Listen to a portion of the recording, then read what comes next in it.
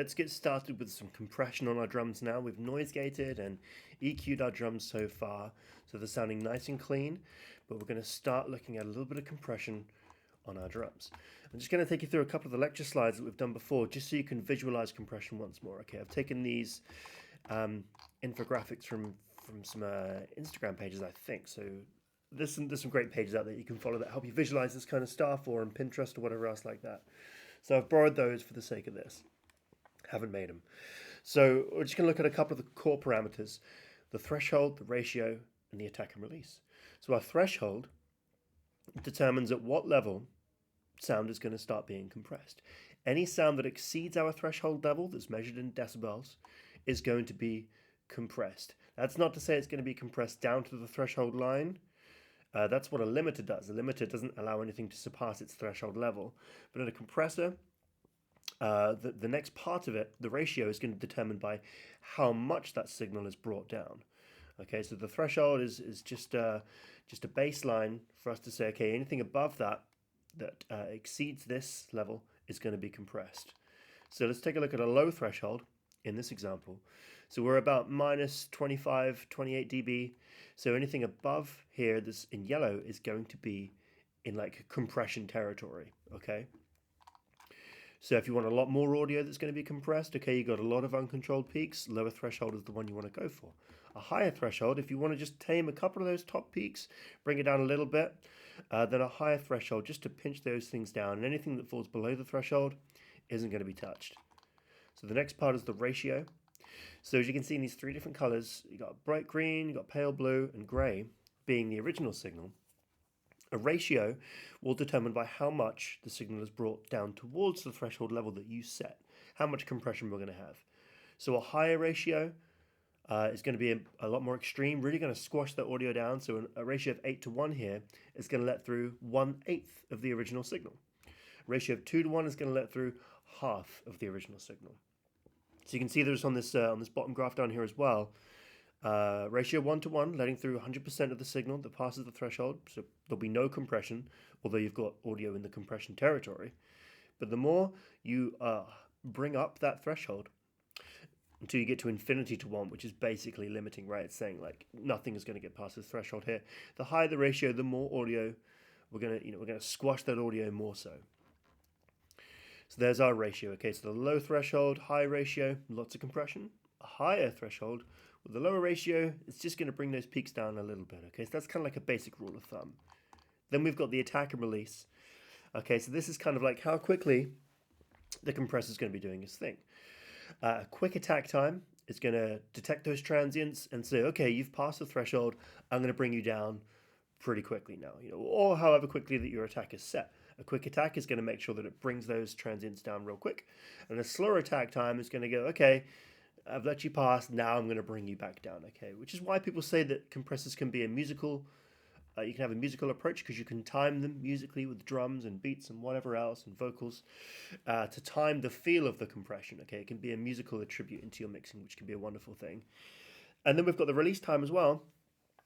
So, a fast release is going to allow that volume, quick attack, fast, a fast release, quick release, is going to let that volume go back above the threshold rather quickly, and then a longer release is going to keep it compressed for longer, until it lets it go above the threshold. Okay, so consider these things when you're shaping anything that you want to. When you're starting to compress, particularly with vocals, you want to be quite careful. You want them to sound, particularly in like pop tracks or gentle tracks, folk tracks, singer-songwriter tracks. You don't want them to be overly compressed and really squashed, okay? So you want them to sound a little bit more natural, keep that dynamic flow there. Maybe on something like heavy bass guitars, electric guitars, or heavy vocals, you want to keep it compressed for a little bit longer, okay? So like a longer release time, a quicker attack, that kind of thing. Or, and on acoustic guitars, a slower attack, and a quicker release, just to bring it back up to where it should belong there, okay? So keep those things in mind. There's another graphic on the release time. So there's our short release. Okay, it's going back above the threshold a lot quicker. It's being released to its nominal volume quicker than a longer release time, which is going to keep it compressed for longer, okay? So let's take a look at some of the different compressor engines we have in Logic So first of all, there's the Platinum Digital, which is Logic Pro's own compressor. It doesn't really have any sort of, although it's got a distortion circuit here, it doesn't really have a lot of natural saturation or color. It's quite a clinical compressor, so one to use like first if you're using serial compression. According to Logic, it's got quite a fast transient response, but you know, see how that goes. It's got the threshold, ratio, makeup, gain, attack and release, a distortion circuit here if you want to add a little bit of saturation, mix input and output as well. So it's got a wet dry thing here. The knee, which is basically like the thickening of the threshold. Okay, the thickening of the threshold. I don't really use knees that much. In fact, some compressors omit them entirely.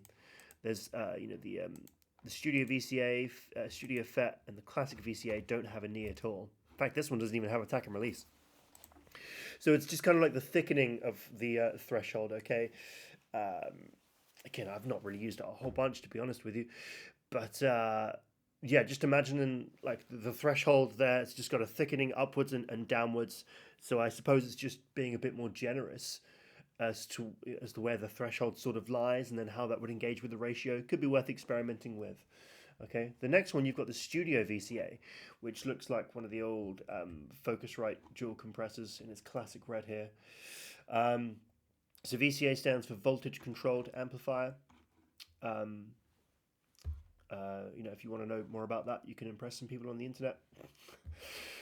You can set the attack and release to be very fast or very slow. It's a really versatile compressor, great for tone shaping. We've got the Studio FET. FET compressors are typically much quicker field effect transistors that are a lot quicker than most traditional compressors. They've got a very fast attack and fast release on them, so they're great for like drum crushing, that kind of thing. Great saturation circuit as well. Again, emits the knee on this one. You've got the classic VCA, another voltage controlled amplification. This one emits the knee and the attack and the release. I can't remember which compressor this is modeled after. They're all modeled after famous compressors. So this one's again got a ton of character. It's not that clean and transparent. It's quite a fat sounding compressor, which is quite nice for like mixed bus compression, that kind of thing. Great for like heavy vocals or bass guitars. Quite a chunky little guy here. The vintage VCA obviously looks and takes after the SSL bus compressors. Great for drum buses and master buses. It's a VCA, so lots of control on here. Yeah, great mixed bus compressor here. There's the vintage FET. Again, I can't remember which one this modeled after, an 1176 something, probably just like the silver face rather than like the black face FET. So they're pretty much the same kind of guy here, though this one does have the knee on it. So you can just compare this with the Studio FET to see how they compare. Then we've got the Opto compressor, which is based after the famous Teletronics or Tele something LA2A optical compressor.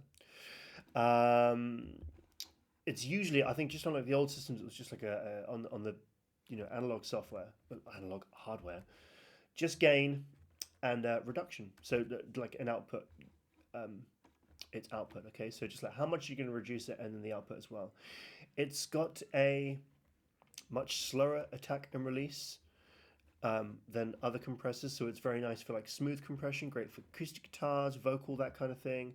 Has a lot of nice tube warmth and saturation to it. It's a lovely compressor to use based on the old LA2A. Cool, I'm going to stop this video here, just so you've got like this introduction to compression here, and then we'll get on with mixing some drums with it, okay? There we go.